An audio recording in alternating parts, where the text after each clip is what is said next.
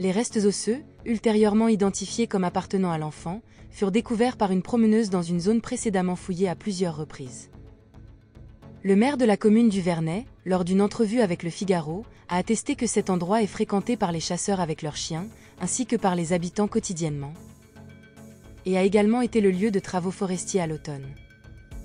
Selon les dires de Jacques-Charles Fonbonne, ancien commandant du Centre national de formation à la police judiciaire, lors d'une entrevue avec nos confrères de France Info,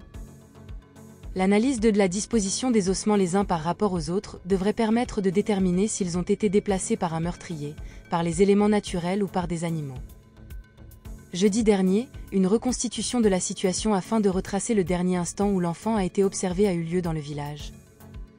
réunissant toutes les personnes présentes lors de la disparition du jeune garçon, incluant 17 membres de sa famille.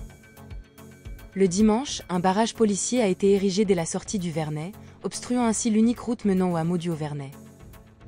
le replongeant ainsi dans l'isolement pour les nécessités de l'enquête.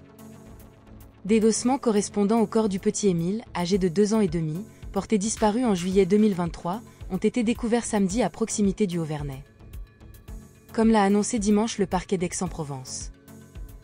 Dans un communiqué officiel, le procureur d'Aix-en-Provence, Jean-Luc Blachon,